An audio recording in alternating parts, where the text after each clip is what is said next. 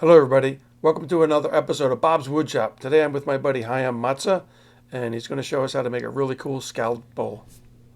Hey, it's Bob Hammering again at Bob's Woodshop, and we're visiting one of our members of the New Jersey Woodturners. This is Haim Matza. He's one hell of a wood turner, and we're going to be making a really interesting project today. Okay, so Haim, tell us a little bit about this project you're going to make. Welcome to my shop first. Thank you. And this is really a multi-axis divided in 8 sections. Mm-hmm.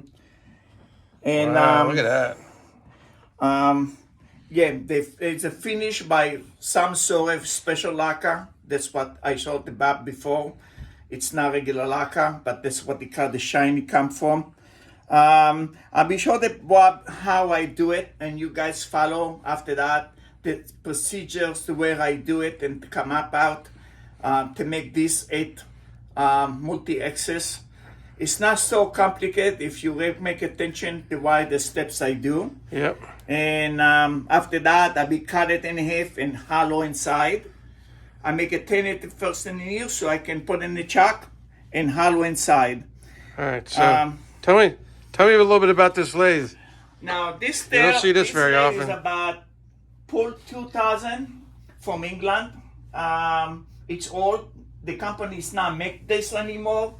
It's a two power hose straight drive. Of course, it's have the tendency to change this headstock to my side. I can do anything I want to do. It can turn. I even need another extra piece. I can make a bigger pieces. It's turning around. I mean, it goes up to with. So it's a big outrigger. Yep. Yeah, and turn exactly where I want it to. Okay.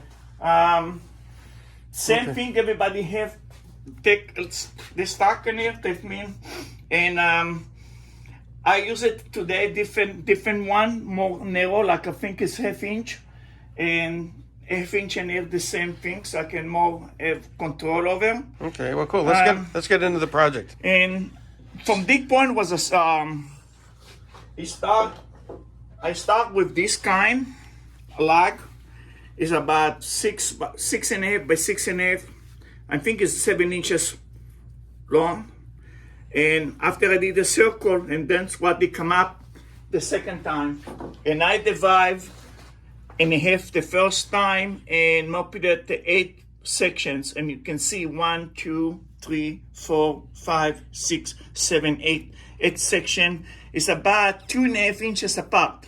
And how did you measure that out? Now I took the almost blue tape from one mark, and I cross it over, and then when I got the point, I measure this.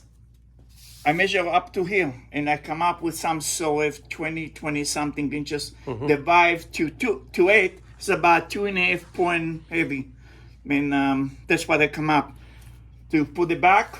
And you marking it. After you mark on the tape, you just put it back and you start marking. Yeah. Okay. After you've done the 8 times, you got it. So in order to get the circumference, yes, you put the tape on, then you take the tape off, then measure out 8 spots. After, when the tape is on, I measure. Yeah, and then come back and put the points in. I use the whole hole to make these points. Yeah. Let's go one at a time.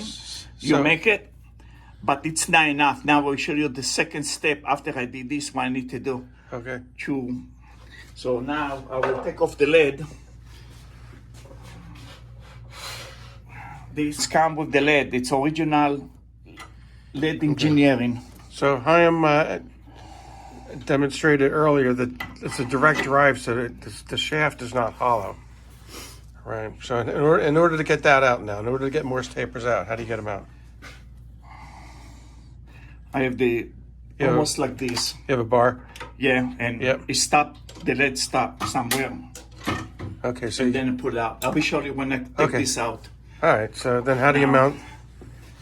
All right, I'll show you how I take this out and put it back. So first. So that's your knockout bar, basically. Oh, that's interesting. It come out. So it forces yeah, it forces to take the piece out. Beat using a claw hammer. Yeah, don't forget, I forgot one time to put this and I need to take a screwdriver and hammer to take this out. Yeah. Now what I got to do to keep this on all the time, because I'm working on it, if you don't drill the holes in the center, it will disappear and you don't know where to find them. Right. So the guy really told me what I do is run the lead and holding with this and drill in. Could you do that with a hand drill? Yeah, but yeah, you can do. Be careful, you need to do straight. So each time you keep a circle. So I will keep this close and lower the speed. Hold on. This is my speed control. I can control the speed. If I Okay. 500. I'm right now, I'm close to 600 RPM.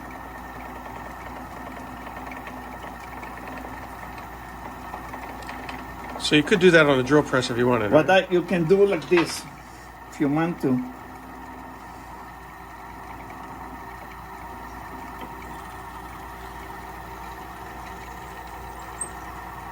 Okay. But you need to make sure you're really good.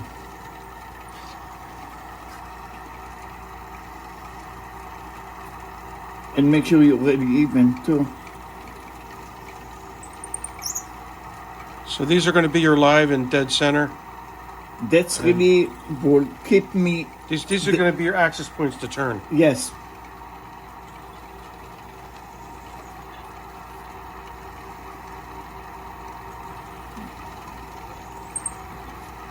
One more.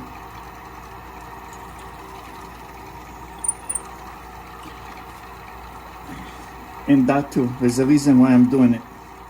Because I get hit before. And maybe I have hole right now, but right now, before demonstration. Did someone teach you how to do this, or did you figure it out on your own? It's a guy in UK did the candle demonstration, not this. He did a candle, but the candle he made was axis, 8 axis. Mm-hmm. He make a candle.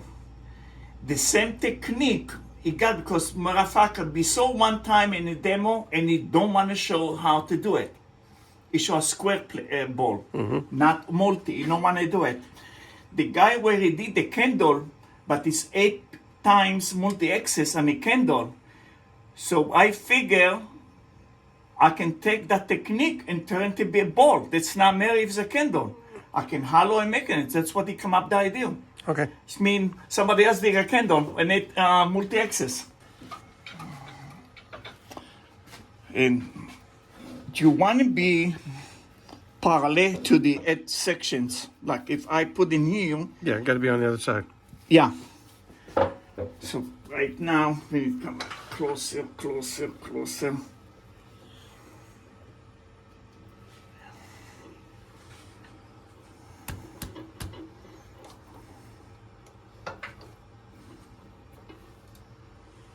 You can see what I'm doing.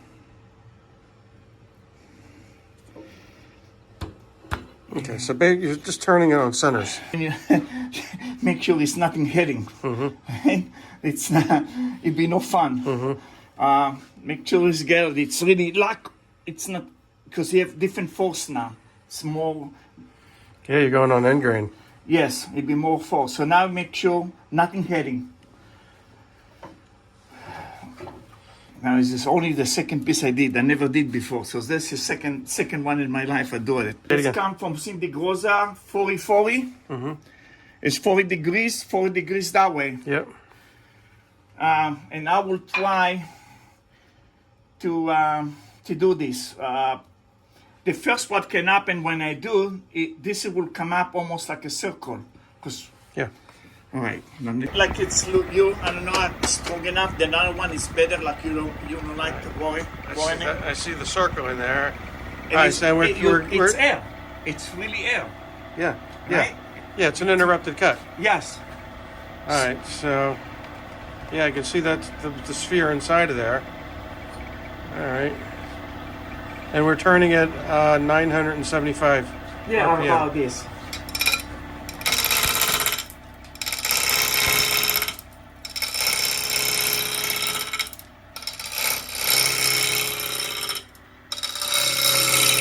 have light cuts, very light cuts, and sometimes I'll stop the lathe to see what's going on. And keep cutting air. Come together in one point. Yes. After I finish the finish the air, but that's what really will happen.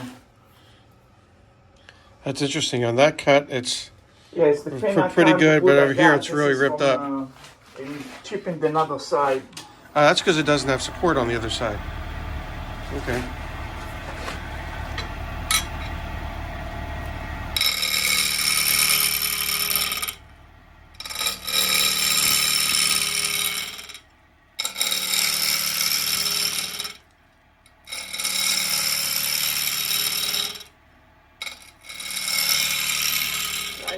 Light cut because it goes against the grain. Now, what I like to do, I'm far away from now. I will try to get close.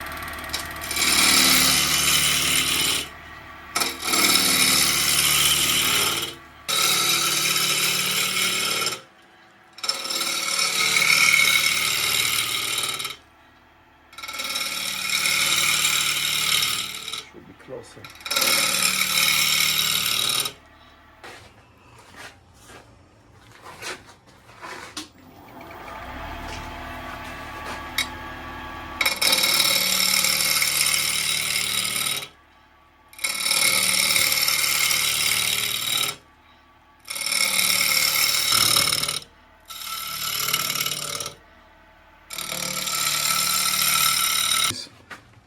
It's almost there.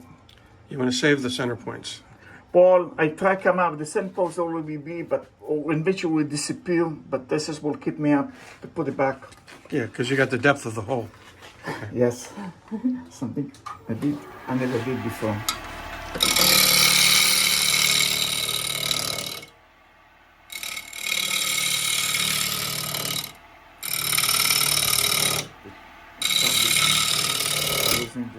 Okay, so That's enough to this. Now we'll turn it around exactly the opposite way. Even. Okay. So we're going to reposition.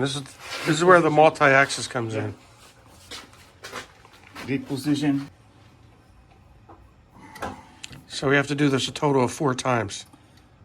Yeah. Here we see. Yes.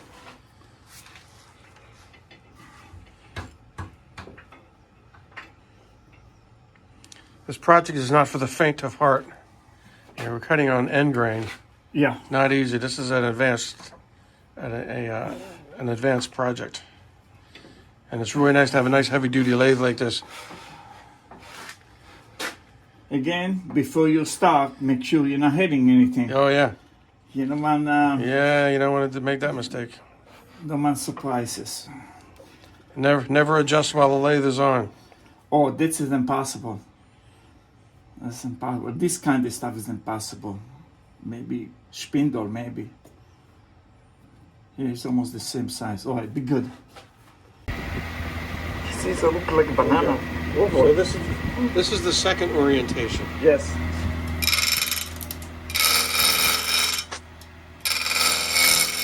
Right now I'm cutting a lot of. You can see it. Cutting a lot of air.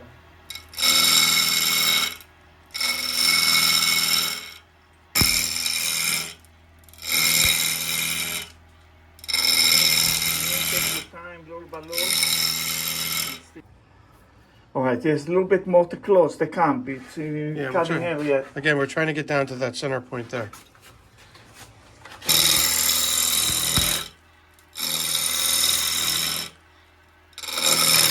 Very good now.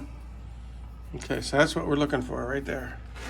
Yeah. All right, so now we got to reposition. Reset, yeah. Got to go into axis number 3. Yes. Voor is een heel trio voor de slamera. And here.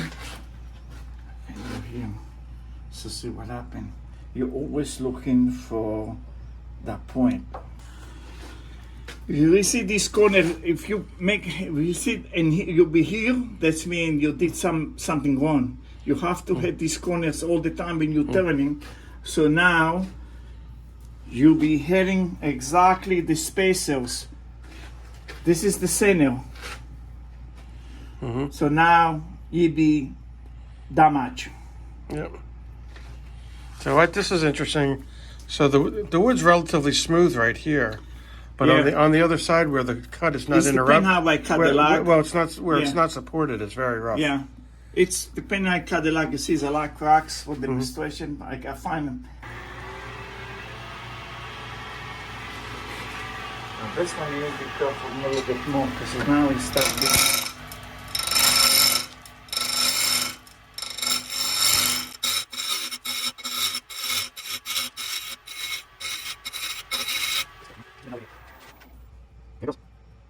Now, I think that I will go and pick up. Right now, we have 1, 2, 3, 4, 5, 6, 8. 1. Okay, so now we're on the fourth rotation, the fourth multi-axis. It's the last one for now. Okay. For this position, then we'll do more. Okay. Okay. You can see the air. It's not too much air. A little bit less, right? Keep the air. Then we stop.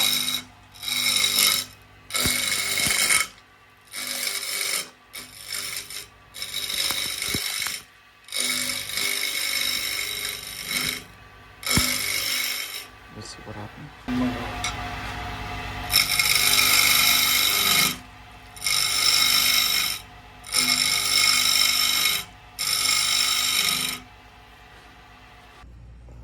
We get the point, we got almost the same. Now in here, I will start going to create these points like we saw in here. The scallops. The scallops. Now it's run like this. I will try back and forth to go in to create this. Okay. And then, like I said 4 times, we need to do this.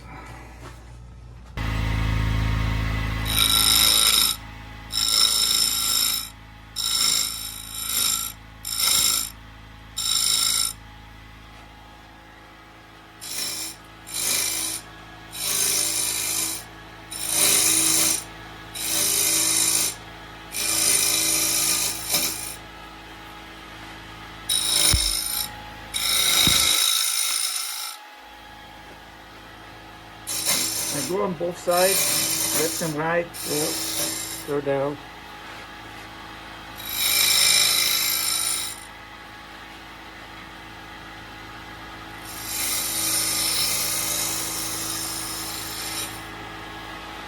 And I probably can use a scraper.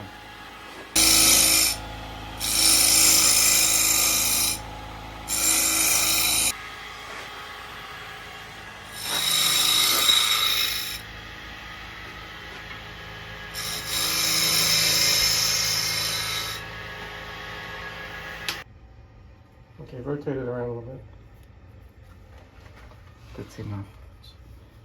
Okay. So that's actually a pretty smooth cut where the wood is being supported on this side. And again, we're a little bit End grain. rough on this end grain over here where it's not a supported cut. Nope.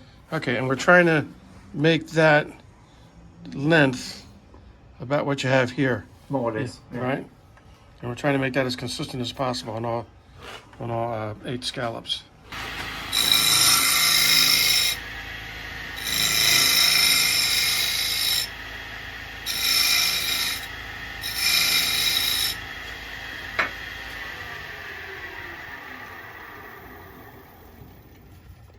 Right, it's very close.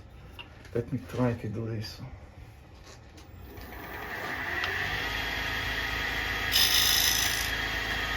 Very light cut. Very nice.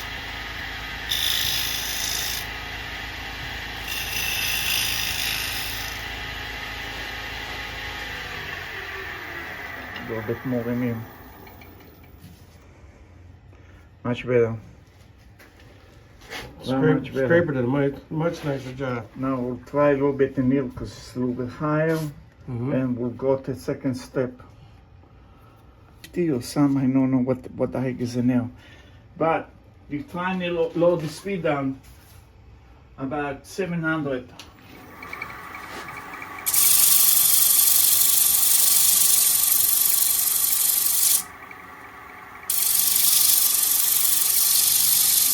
of it by hand. Very careful. You know, I would be apt to put this onto a longer handle, right? Yeah, don't do what I do. Don't do All right, what I it's do. much better. It's very light. Yeah. I can try to put 80 on it. Hold on. I was just going up and sandpaper with some Abernet. Still using that at the handheld drum. Still. And that's actually working on it pretty good. Yeah. I mean, you've only been sanding it for less than a minute. To go on a high number because it's still. That's about 100. This is really your ball. Right here you go. Three.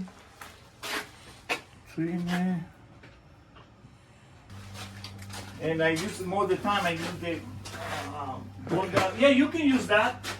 Okay, now we're going to do the second scallop. You can use that.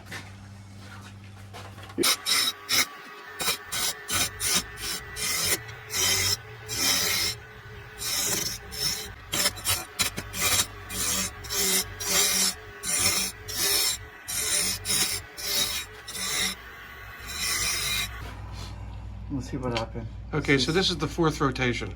Yeah, and then I come back and think, see what happened, what's on.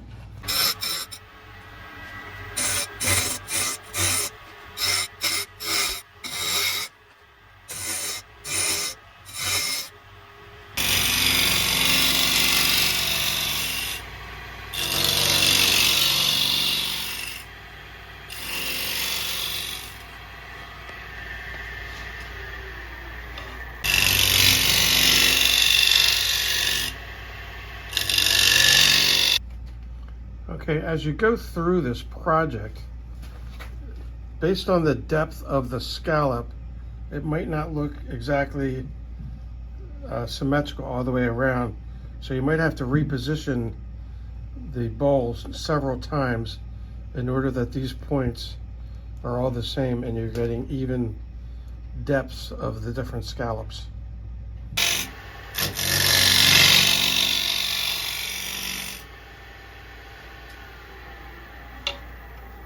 Play around with that.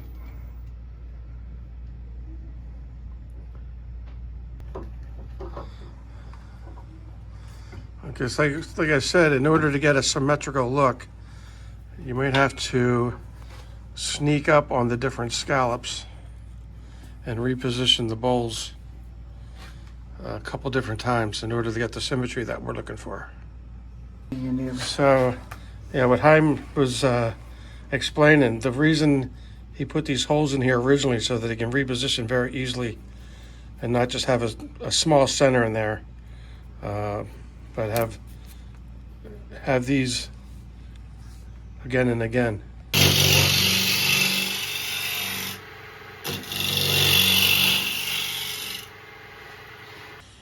Okay, so what we're doing is sneaking up on getting this symmetrical. So like I said, we've had to rotate this several times in order to get a symmetrical cove. Right, so this one, yeah, we need to work on this a little bit more right here because it's not quite symmetrical.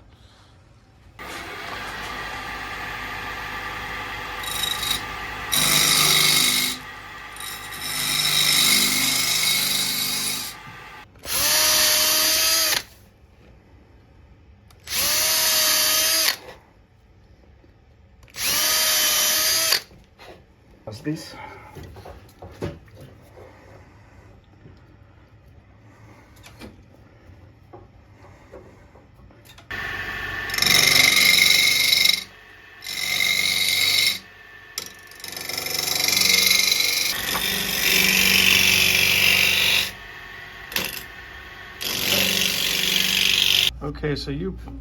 Okay, so those of you playing along at home, we've got different depths on this. So this one's deeper than this, and this, and obviously over here also. So when you're doing this, you have to sneak up on it and try to get that same elevation right there. Okay? So we've actually been playing with this and turning this for about 15-20 minutes now. And we're trying to get a nice symmetrical scoop, and these parts that are left, that this distance here and this distance here are the same. So we're zeroing in on it right now. Okay, so through sneaking up, we're trying to get this rib down to just a sharp edge, like right here. And we've repositioned the bowl probably about 5 times on each of the axes. And we're just trying to make it as symmetrical as we can. So this, we don't want that. We want this to be a nice sharp edge like this.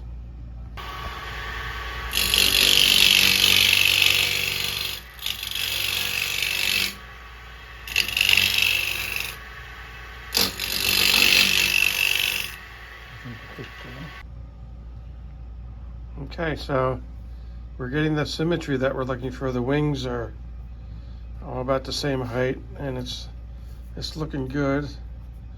Again, we want these nice sharp edges like this.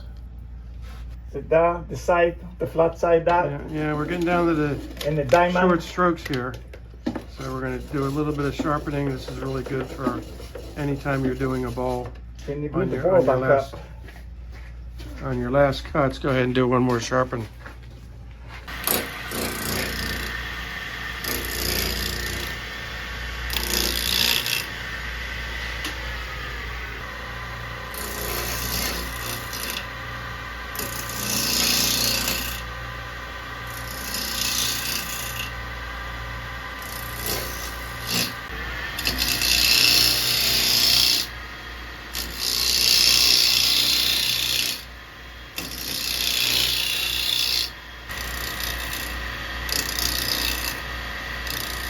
When you pick it, right there. Yeah, we're a little thick. Yeah, exactly. Right You in can there. see it. So we're just going to go real lightly with Yes. the trigger.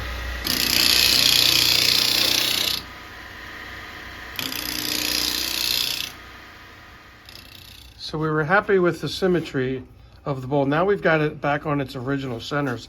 So the grain's running this way, right? The next step of the process, we have to make a tenon on each side of this. So this is going to be the bottom, and this is going to be the bottom on the second one. And then we're going to part it in 2. I think So now we're just laying out for where the tenon's I will going try to to make a space. I'll be do recess. I'll be going in, try to get, and then come back to do recess. So I'll be flat this area a little bit, and go make a recess for the chuck. Okay. Okay.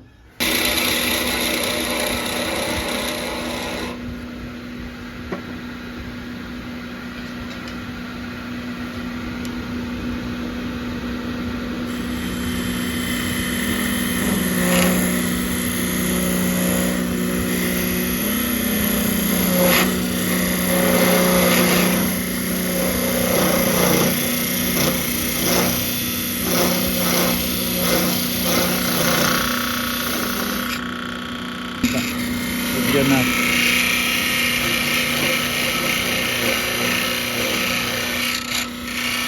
That's it.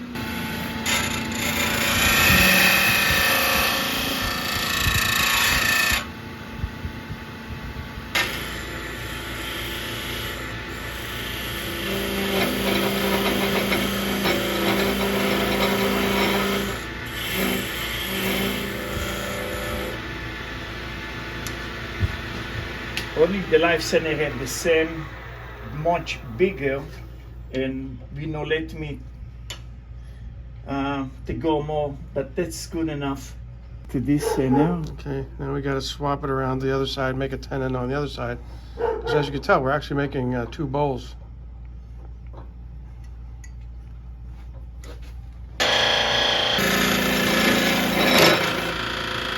Oh, like you guys know, this goes. Okay, so now we're getting ready to part it goes down the on this middle. one edge off. And in order to hold that when we scoop the It inside, goes only one edge off. That's it. We're gonna use jaws like this in order to hold this. Yeah, that's one edge. Okay, but right now, we're gonna part it in Try to half. part it. The center is this.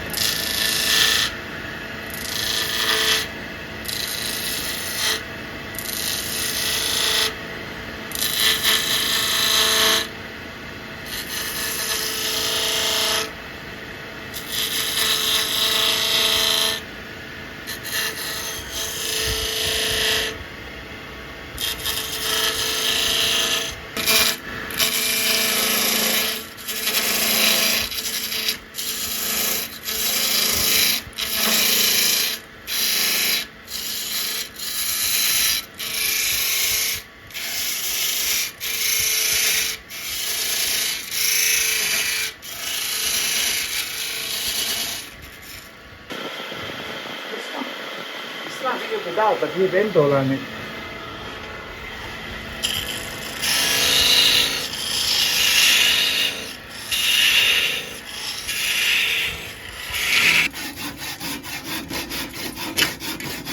You can order the lathe and do this.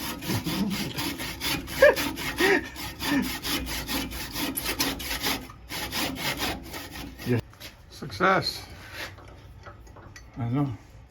A little bit by hand.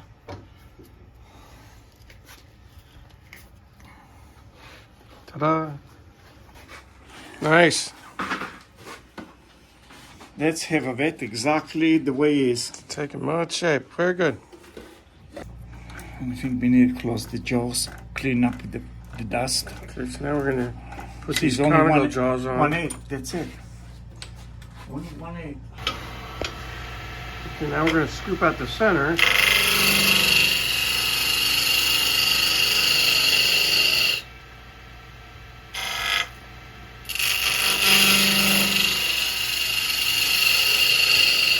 Well, but then how do I do that?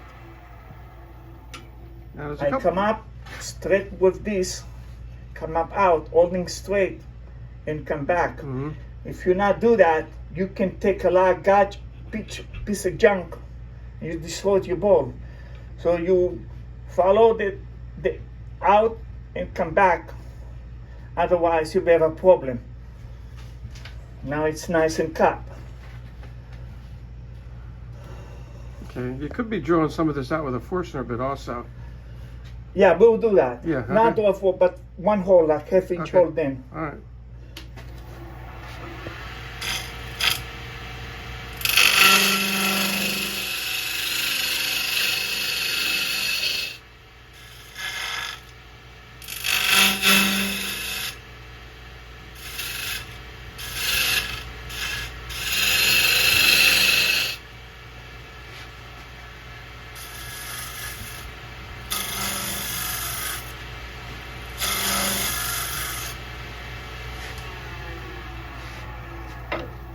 A bit more clean up. I'll probably use a scraper, maybe. We'll see.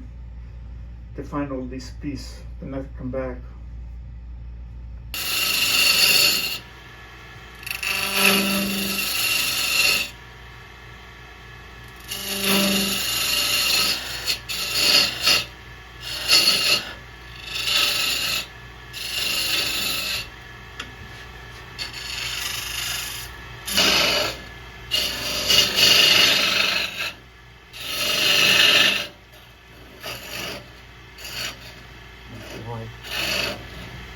Too high. Too high.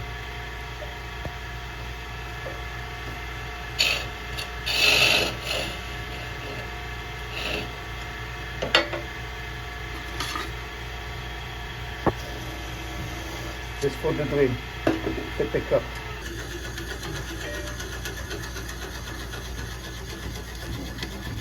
Okay. No more. Been having tons of fun with Haim so far today. We're getting down to the hollowing of the center of the bowl. I'm not sure.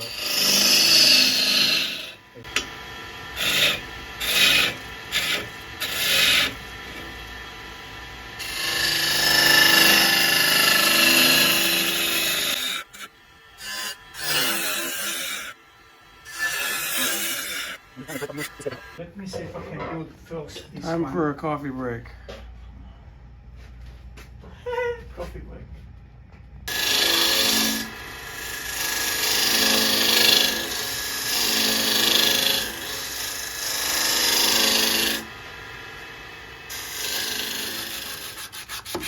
Okay, so from here, we need just to sand this up and clean it up a little bit. A lot of this is going to be done on these edges off the lathe.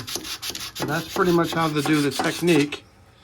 And this is going to require about an hour worth of sanding, but you got the technique on how to put it on the multi-axis and get this done. So thanks a lot, Haim.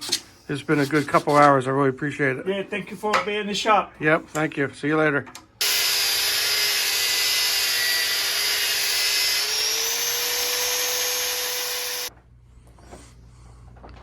Okay, here's some of other projects that Haim makes. This outstanding woodworker.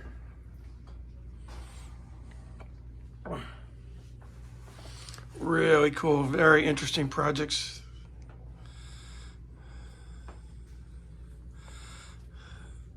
This guy is a gifted turner, very creative.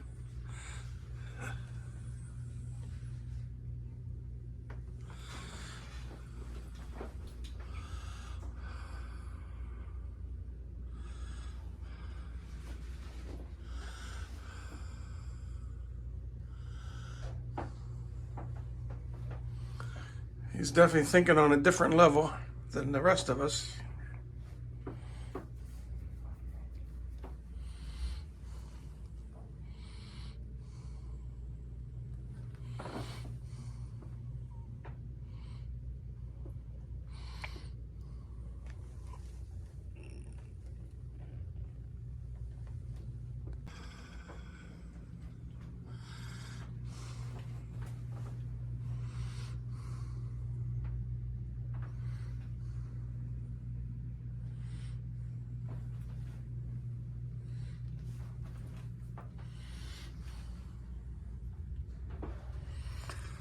A lot of detail work here. I'm blowing my mind.